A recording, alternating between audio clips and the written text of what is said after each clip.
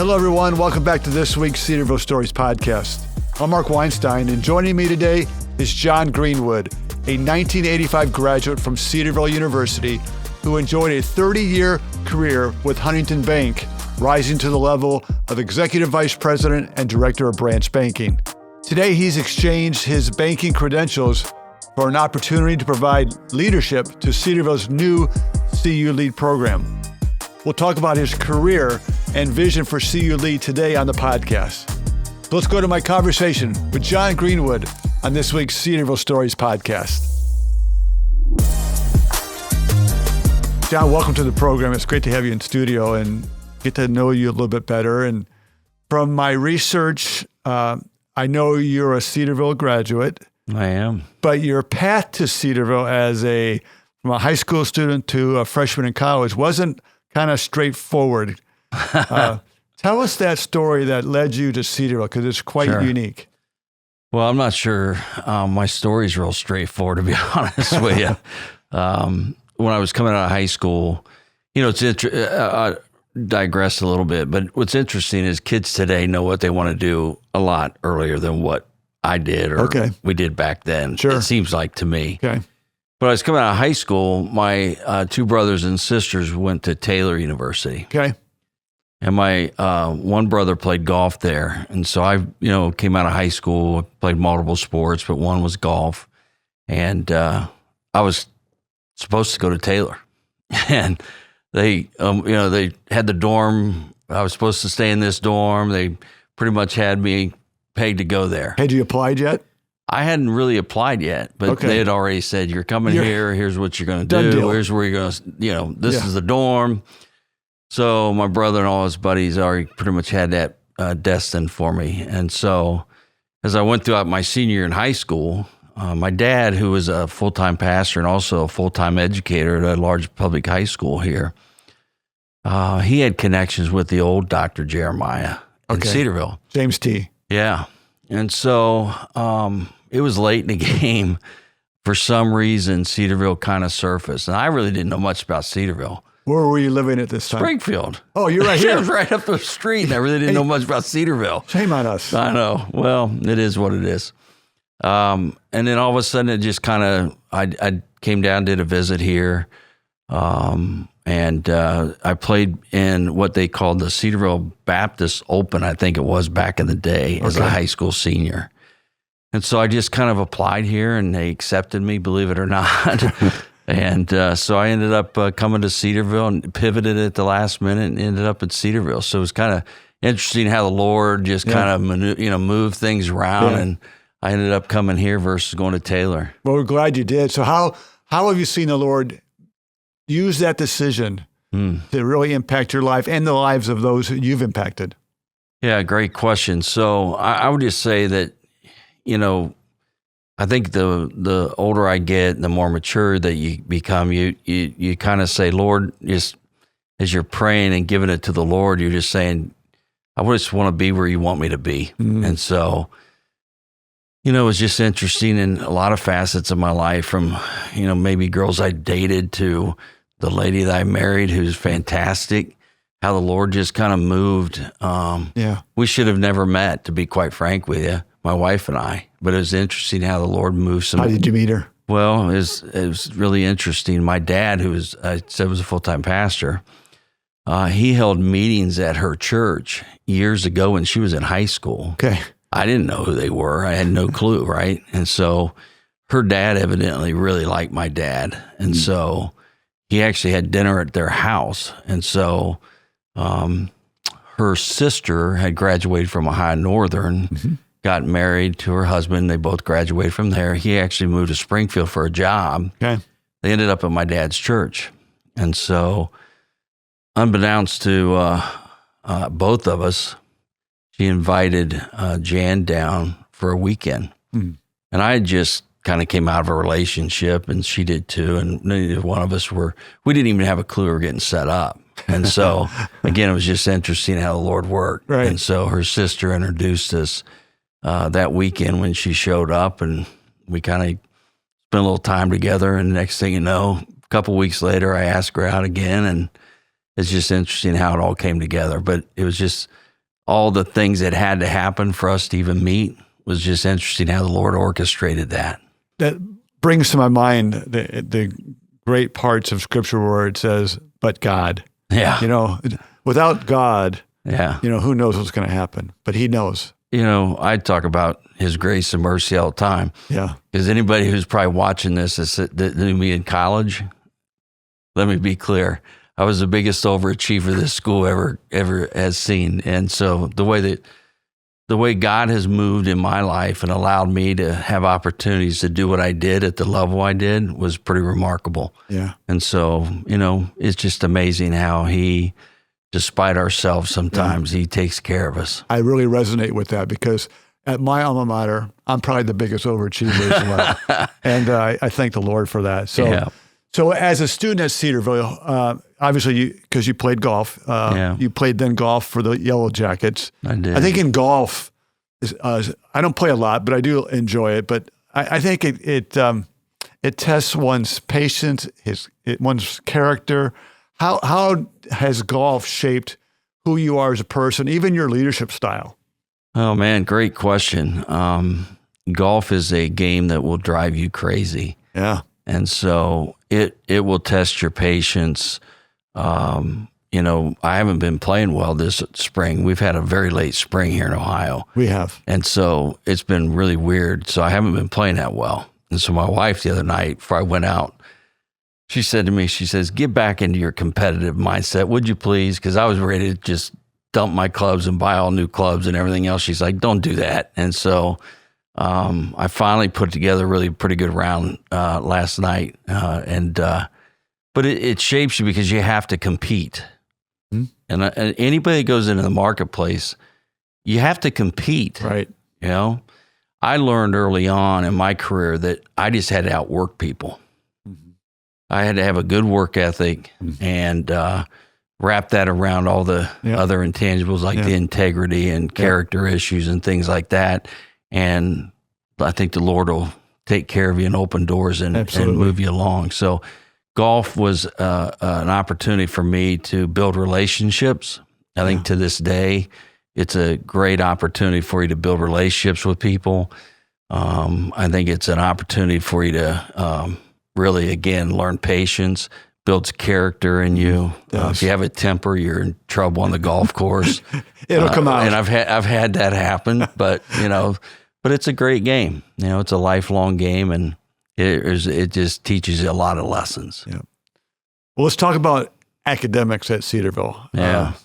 You were an organizational communication major. I was. Did you envision going into banking, or how did that materialize? No. Listen, again, I did organizational communications because I felt like I could communicate well. My dad is a pastor. One thing he taught us is he always said, you're going to be Minutemen, is with a phrase he used a lot. And I didn't understand what he meant by that. And he said, the reality is, in a minute's notice, being a pastor's kid, you may be leading a singing, you may be doing a Sunday school class. It doesn't matter. You're going to have to step in and do things, right? Yep. And so that was a great lesson for me, is to learn how to be flexible, in a minute's notice, stand up and communicate and do a good job with that. So communication to me seemed natural. And so I kind of went that direction. It fit me and my personality and what I was about. Yeah. I'm not a numbers guy, although I had to learn that in banking. But from a communication perspective, that's kind of who I was in my DNA from my upbringing and everything else. And so it kind of fit my personality. Not only are you a communication guy, you're a leadership guy. Yep. And we're going to talk about leadership later on the podcast, talk about the new program at CU Lead here at Cedarville University. But before we get there, let's pivot to your time at Huntington Bank. 3 decades, 30 plus years. Ultimately, you oversaw 1,000 branches across 11 states, leading a division of nearly 7,000 people. That's more than Cedarville has students today. Yeah. When you think about that, what were some of your biggest leadership lessons, leadership takeaways that you learned from that vast experience? Well, I don't think you just land there. I think you grow into those type of roles, and that was the case for me. I was in banking 39 years. I started right out of college as a management trainee at a small bank, which was fantastic. I learned a ton. Gave me an opportunity to learn banking across the spectrum. I joined Huntington 9 years into that and was there 30 years. And I did different things. Early on I ran branches, but the reality was I was a district manager. I was a president of Dayton Springfield for a while. I ran retail in Southern Ohio, Kentucky. They promoted me to corporate in 2006, moved my family from Cincinnati up to Columbus. I ran a big chunk of the retail, called it the guts, the support groups for the corporate team. And then I ultimately became executive vice president over the director of branch banking, which again had about 1,000 branches and 6,500 to 7,000 people. Right. But every step along the way enables you to grow your leadership. And so for me, it was about people had to get to know me and they had to know that I cared about them. Right. I was big on being vulnerable. You know, if you can't be open and honest about yourself, laugh at yourself, and tell, those are things that get people to understand you're human. And, at the end of the day, let people kind of be who they are and put them in the right places to be successful and let them kind of grow. I'm big on leadership, but there's a process by which I kind of ran my team day in and day out. For me, I focused on 5 things. I focused on people. I focused on culture, strategy, structure, process. And so for me, it was all about people. And I was a people guy. And so how do you connect with people? Right. I lived, even though I was a corporate guy, I traveled every week. I traveled all over the place. And so connecting with people, spending time with people, letting them get to know you, you get to know them. Next time you see them, you're talking about their kids and their wife, and maybe something happens, you're checking back in with them. Those things mattered. Yeah. I think culture then is a byproduct of that, right? I always wanted to have a culture where, number one, I always said people couldn't work for me if I wouldn't let my kid work for them. And so for me, it was about having the right people that kind of lived and breathed the same values that I did. And so building a culture where people wanted to come to work every day, they didn't hate their job, mattered to me, because culture eats strategy for lunch. You can have a great strategy, but at the end of the day, if you don't have the right people and the right culture, you're dead in the water. And so I spent a lot of time on people. I spent a lot of time on building culture where people love to be there. They feel like they're making a difference every day. They were taking care of customers. Layer that with a really good strategy, and I think that's, to me, a winning formula. So building that culture, it takes multiple steps, right? You talk about it's all about people. What were some ways that you showed your people that they're important to you, other than just speaking to them, talking to them?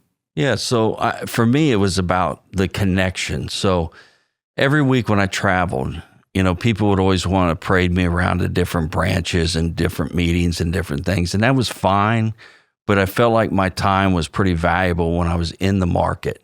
I wanted to see as many colleagues as I could and let them get to know me and let me hear from them. And so for me, as a leader, I would always hold, I'd say, 6 roundtables with every job family. So I'd have 15 to 20 tellers. I'd have 15 to 20 bankers, managers, district managers. I'd be doing dinners, breakfast. My whole day was pretty much jammed up with that type of stuff. Yeah. And I would sit there with them. I'd say, listen, I want to hear what's working. What do you like about this organization and your job? What's not working? If you were king or queen for the day, tell me what you would fix. And what we would do is I'd have somebody in that meeting every day with me, and they'd be taking notes, and we'd inventory things. Yeah. And if I hear it multiple times from multiple people, then what would happen after I'd get back to Columbus from being on the road, I would sit with the central support team and say, here's the feedback. Here's the things they love that we're doing really well. Here's the things we got to fix. And there's a thing a boss used to tell me, say-do ratio. And so we would fix these. We'd assign these things out to people. We'd say, your job is to get this fixed. So the frontline folks would say, man, they're listening to us and they're fixing things. The worst thing you can do is go out there and talk to people and then come back and do nothing. It kills your culture. Your credibility. You're done. So say-do ratio mattered, and so we would fix things. And so through that process, that builds culture. People say, you know what? I matter. My voice matters. Yeah. And this person cares enough to go do something about that. Those are the little things that to me that I did that mattered to people, and it helped build and sustain culture. So if you think back a little earlier on the podcast, you were talking about being an overachiever. So while you're in this mix, while you're in this profession and you're getting promotion after promotion and more responsibility, did you still feel like an overachiever, or were you able to feel comfortable in what God had provided you to do and you were just doing it? You were implementing his plan. Yeah. So listen, I always said to people, at the end of the day, if you're not uncomfortable, you're not growing. Mm. And so at the end of the day, you have to put yourself in uncomfortable situations. I've been in a few of those, right? And so I would tell you, when I moved from Cincinnati to Columbus, my first big corporate job, that I was over my skis. Mm. And I had to swim really hard. And so I was in charge of things that I had no clue of, but I had to learn fast. And that helped my growth. Mm-hmm. That helped me a bunch. But the reality is you have to know how to navigate that so that you keep the train on the tracks, moving in the right direction, and you don't make a dumb decision that's going to put the train in the ditch. Mm-hmm. And so as you're doing that, you're learning, you're growing, you're asking the right questions, you're trying to be strategic, move the business forward. And through that process, you get, 12 months later, you're like, man, did I learn a ton there? Yeah. And so for me, those were the opportunities for growth that really helped me in my career down the road. In my last role, I was very comfortable because I had all those seasoning steps along the way. Does that make sense? Right. So I was running a pretty big organization, lots of things, but the reality was I had the seasoning as I went along that I could run that big of an organization, and I was very comfortable there, and it worked out well. Yeah. So as you're building culture, you're not always making the best decisions all the time, right? You're not always making the right decisions. So what kind of challenges did you face in building that culture? Because I think your members need to buy into what you're trying to achieve. Trust matters, right? Yeah. So at the end of the day, it's all those things I'd already talked to you about. Yeah. It builds up the trust bank. And then what happens is the biggest challenges that I had, and it was funny, we laughed about it. Even the CEO at my retirement party said, hey, Greenie, he said, if you look back on the last 10 years, it's been crazy what we've gone through. I said, sure has. Some other folks said, Greenie, how many times did you get asked to cut $10 million of expense out and have to have it done within days?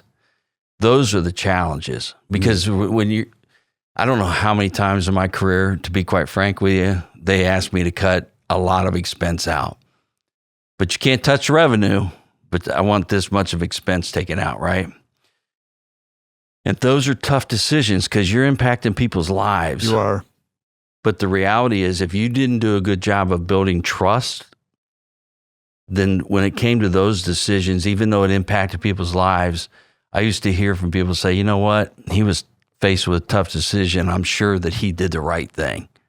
That's affirming.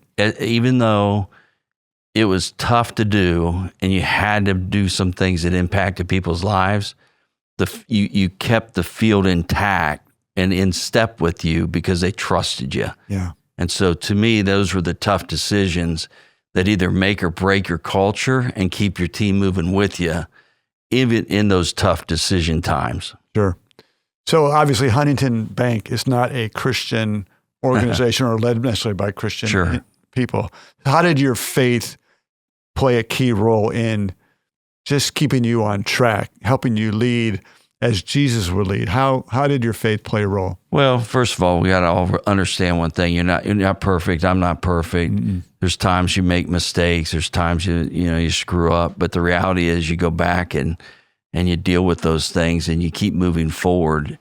at the end of the day, you try to make the right decisions based on your values and who you are in Christ. Okay. And in today's society, it's harder, you know. Yeah, you have to take a stand, and there's organizations that, you know, I butted heads with a little bit that at the end of the day, I try to stay true to the right thing to do. And not always going to be easy. They're going to push you a little bit.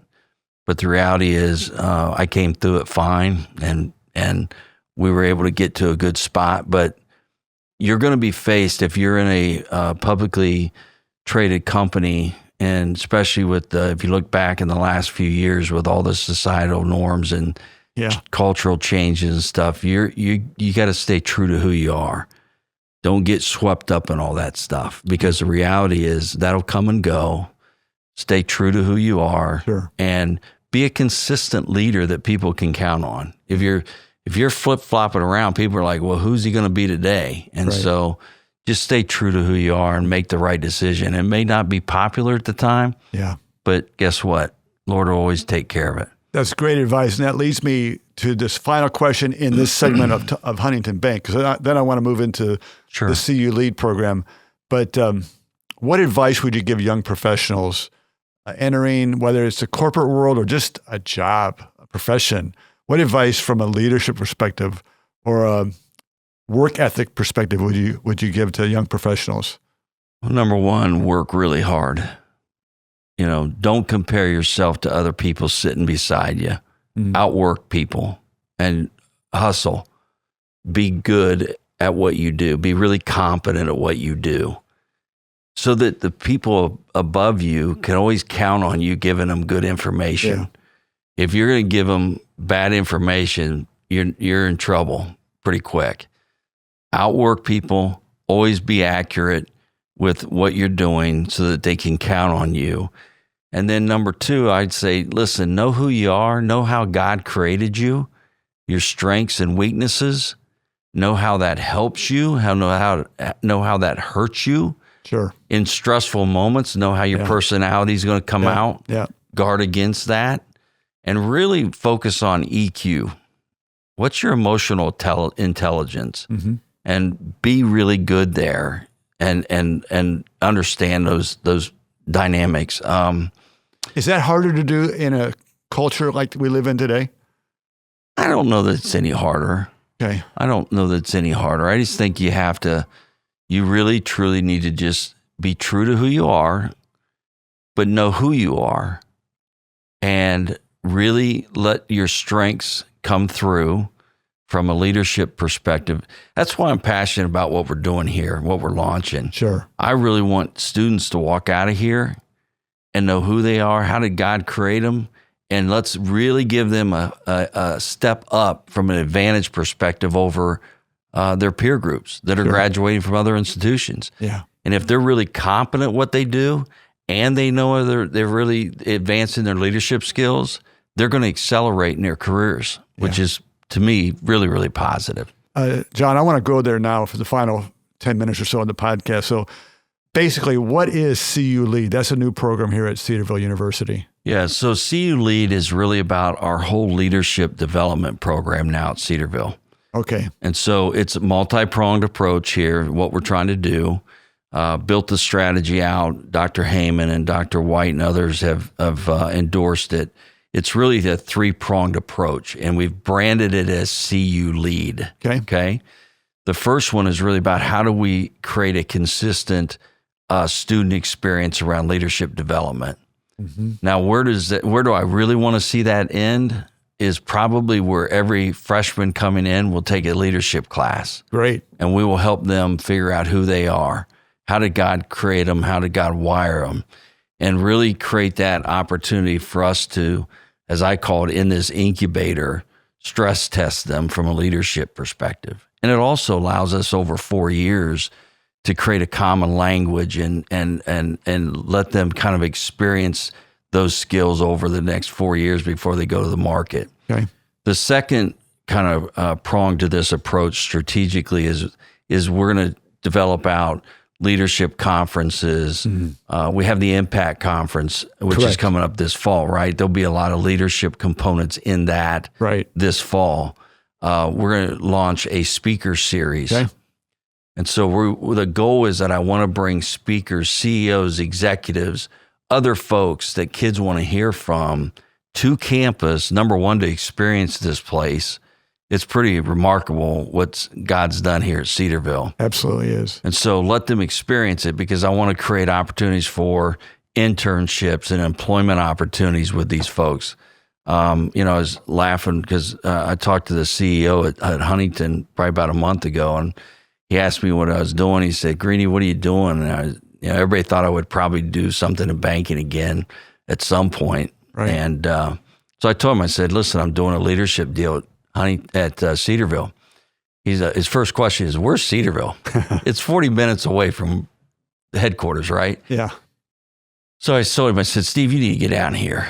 And so, he told me he would come and speak to the students sometime this fall. Right. But my point is, we want to get people like that on campus. Sure. Because they need to be hiring these kids off campus. And so the speaker series is about sharing their experiences and leadership, but also experiencing Cedarville. Yeah. We're also going to probably do some leadership podcast stuff. We'll work with you on this, but how do we think about leadership from a podcast perspective on a regular cadence moving forward? The third part of that strategy is really about taking Cedarville to the marketplace. I shared this with Dr. White and Dr. Heyman early on. I think Cedarville does a great job in its four walls of focusing on students and their education. Yep. But Cedarville has to build a brand externally. And so how do we take Cedarville to the marketplace with leadership development? I'm working with a gentleman, Steve Black, who's a partner with Brixie Meyer here in the Dayton area, who focuses on this. And he's a graduate of here, great guy. We've gotten along really well. Matter of fact, a lot of his materials is stuff that I've used at Huntington over the years. He's going to be one that helps us facilitate the external piece. So we want to come alongside small and medium-sized companies, churches, educators, and say, listen, you may not have the resources to develop your people. Let us help you with that. And so what I've found over the years, especially like at Huntington, I had the resources to do what I wanted to do. In talking with a lot of small, medium-sized companies, they want to develop their people, but they don't have the internal resources. Right. So we want to come alongside of them and say, listen, we can help you with that. Okay. And so I'm meeting with a lot of people in the marketplace right now, talking with what we're doing. We're hoping to launch our first couple classes here later this year in Dayton, Springfield area, and then also in Columbus. But we believe that we have an opportunity to go to the marketplace around leadership development and make a difference. And so that's kind of the strategy. Okay. So when I think of CU Lead, my initial thought is this is primarily for business students, but it's cross-discipline, right? Yeah. So here's what I would say to that. It's not about just business. Right. At the end of the day, pastors that are coming out of here from a biblical perspective that want to be pastors, they're going to run a business. It's called a church. Right. Pharmacy students, how many of those folks at some point will be running a pharmacy from a business perspective? All these disciplines need this. Right. So this is going to be a whole university-wide effort. And over the years, we're going to continue to evolve and make this even bigger and better for them. And then it's really about how do we go out and make an impact in the communities. Is this a hole that's been missing in at least Christian higher education for a long time or forever? I think that from a university perspective, I think it is. Yeah. I think, again, in my opinion, if we can have kids, students come out of Cedarville that are really competent in their field, and we've really equipped them from a leadership perspective, then they have a leg up. Yeah. What my experience has been with kids coming out of universities that have come and work at the bank is that, they're good at what they do, but the reality is they're not ready to lead. I'm hearing this from other people that we're talking with out in the marketplace. They're saying, they may have some folks that they're 2 years on the job and they're having to promote them into supervisory roles. And guess what? They're saying they're just not ready, but we have to do that because the job market. Right. So how do we come alongside and how do we help these folks? Yeah. So let me dive maybe a little deeper in something you said earlier. I've heard you say that I just want the next piece of my life to matter, which is, I think, is an inspiration why you want to do this job. What does it look like for you to walk through this experience to really make a kingdom-sized impact in the lives of students and alumni to go? Sure. Hey, listen, at the end of the day, the reality is you come out of the university setting and you're married and you're having kids, and you're just trying to put things together financially for you and your family for the long term, right? Right. And so you're going through that grind of life, and the Lord blessed me from a career perspective and financial perspective. But you get to a point where, and maybe others have experienced this, where you're tired of that just same old grind of, am I really making a difference here? Yeah. And so, as I referenced this earlier, how many times am I going to have to take expense out? And what am I doing here, right? Yeah, I feel like I impacted a lot of people's lives, and I had a great team of folks around me, loved them like crazy. But the reality is you do get to a point in your life where you're like, what about something that's going to be long-lasting and impactful for the kingdom? Yeah. And so I wrestle with that. I took General Reno, a good friend here, gave me great advice. He said, listen, John, take 6 months, don't do anything. We did. My wife and I traveled and we did some things. And then I just felt like the Lord was saying, John, that chapter of your life's done. Just let it go. Because I had talked to some small banks. I thought, I could go run a small bank or something. But the reality is I didn't have that passion to do it. And then when Dr. Heyman called me and asked me to have lunch with him and explore this, I just felt like this would be something that at the end of the day would be impactful for a lifetime and beyond. When I'm dead and gone, this is going to be something that could live on and make an impact in people's lives. It's for good. Yeah. Well, you're a perfect fit for this. I mean, you have a passion for Jesus. You're a strong leader. Cedarville is your alma mater. Thank goodness it's not Taylor, right? So, I mean, you're a perfect fit for this. Yeah. So as you're putting this together and you have plans, you have dreams, visions, how will you measure success? 6 months out, 1 year out, 3 years out? Yeah. So, this is the Lord's work, not Jon Greenwood's work, right? Not anybody's work. It's the Lord's work, right? And I have to keep reminding myself, He's going to bless it or He isn't going to bless it. I look at success to be able to say, at the end of the day, are we helping students get better? And what's the feedback from students from that perspective? What's the feedback from employers' perspective? Okay. As we go to the marketplace, we're going to get pretty quick feedback. After a 2-day class, we're going to get feedback and say, this is really good. And we're going to hear from their employer that says, man, you did a really fantastic job, right? Right. And so can we grow this externally at the level we believe we can, number one? Number two, are we really starting to impact students' lives? I care more about, I care about the marketplace, and we're going to go there and I feel like this is a huge opportunity for Cedarville. But I do believe that we have a chance to take the generation of students and set them up for success early. Mm-hmm. And to me, that's what I care about more about than anything else. But by doing that, aren't you also setting up the marketplace to be successful? Because if you're preparing for those students. No question. Yeah. Yeah. At the end of the day, I just, I had out, when I came out of Cedarville, I just had to outwork everybody. Yeah. And I had to challenge myself. There's times I asked to go to my first bank that I was with, I asked the CEO, I said, listen, I really want to be good at commercial lending, but I'm not sure our current processes and the way we do it here is allowing me to learn at the level I need. So he shipped me to University of Oklahoma banking school for 3 years. Oh, wow. And you talk about treading water. The first day there, they put you through the ringer, and it was a 3-year program that was hard. Mm-hmm. But I kept thinking to myself, okay, these students are coming out with all this capability today. Yeah. But boy, what if we wrapped around that whole leadership component where they really understand who they are. We equip them.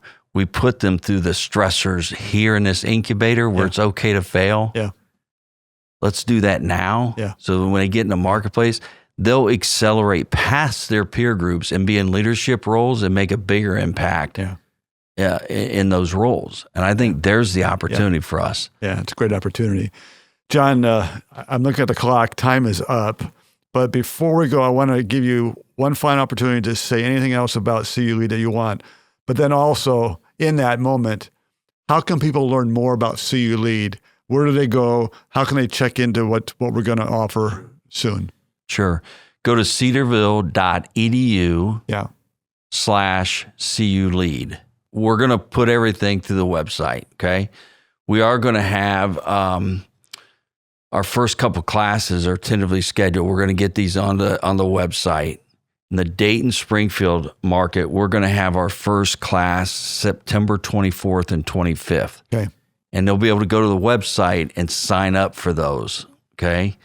We're going to be in the Columbus market then in October 28th and 29th. Okay. And so same thing, go to the website, sign up through there. And then honestly, this is so fluid. I had a boss years ago that said to me, listen to your business, it'll tell you what it needs. Mm-hmm. And so what we're going to do then is listen to the feedback from people that tells us where we need to go. We believe there's tentacles to this third strategy, marketplace strategy. Sure. There could be executive coaching opportunities, and we can work with that. There's all kinds of things we think we can do from a development perspective, working with business owners and executives. So it's going to become very dynamic over the years. But I'd say, number one, just pray for the development of this and that God's going to bless this work. If you want to financially help us, we do want to continue to raise some money in this effort. So feel free to contact us. We'd love to chat with you about the opportunity to give to that. But this is going to be something I think, years from now, we're going to be able to be very proud of and what's going to happen. Yeah, I think this is going to be a great endeavor, a great opportunity to really make a kingdom impact. I agree. On campus and past our four walls on Cedarville. And to our viewers and listeners, I do encourage you to visit Cedarville's website, cedarville.edu, and just search on CU Lead, and you'll find everything that Jon mentioned and more. So, Jon, thanks for spending the last 30 plus minutes with us. Thank you. It was great to have you on the podcast. Thanks. Thank you for listening to the Cedarville Stories Podcast, brought to you by Cedarville University. Be sure to come back next week when we'll share another Cedarville story for God's glory.